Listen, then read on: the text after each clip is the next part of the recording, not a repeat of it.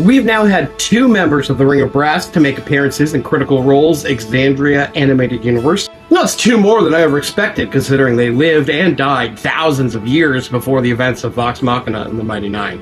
But I figured, hey, the much-deserved popularity of the beloved EXU Calamity is clearly making a difference. Maybe they'll find more fun ways to bring those characters into the shows. So let's take a deep dive into the world of Exandria EXU Unlimited Calamity.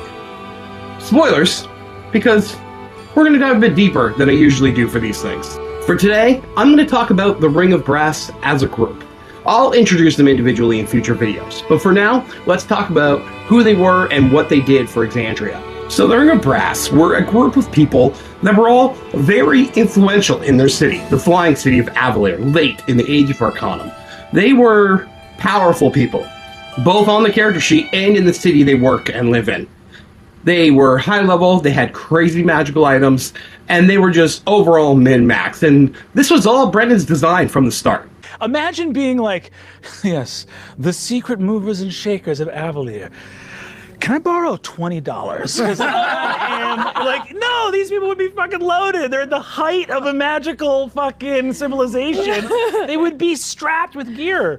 So it was actually not only a clever ploy. It was not just me pulling the like parenting trick of someone's like, I'm running away, and you're like, good, run away.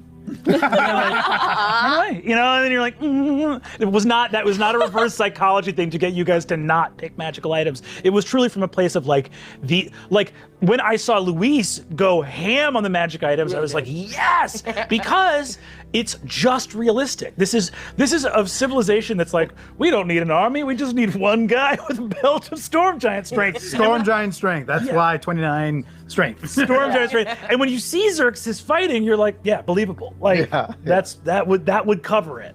So a bit of a lore dump incoming. Thousands of years ago in Exandria, the Betrayer gods were released from their prison by a man named Vespin Chloris, who seek to gain power from them. They fought the prime deities in a war on the material plane for centuries, and 2/3 of life on Exandria was extinguished. Now, Brendan Lee Mulligan was dungeon mastering in this world that Matt Mercer created, and he wanted to tell a story in this time, specifically the days leading up to the Calamity.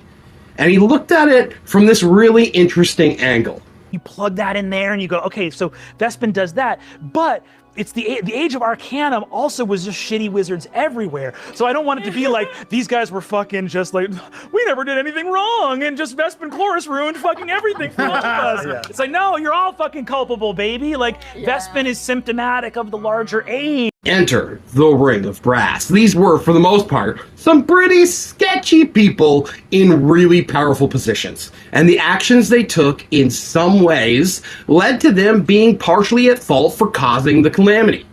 Now, it helps that most of them are pretty garbage people, because there are certain implications of setting a world in this specific time in Exandria. All I'm saying is everyone loves it when Matt says 2/3 of Exandria is gone. But when it actually starts to happen and we're making saving throws for an hour of game time, all of a sudden people got some shit to say. That's all I'm saying.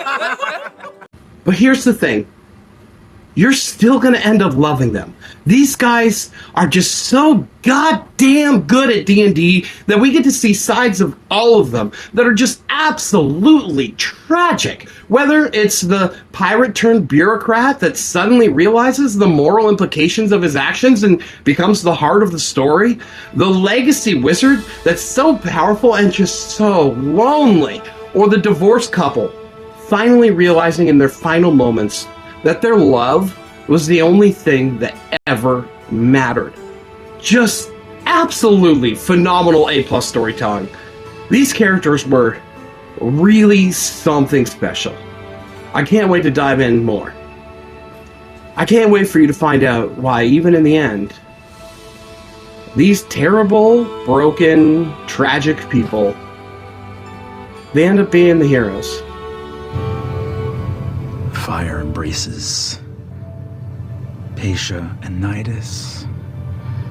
A different fire awaits the first night. And the fire,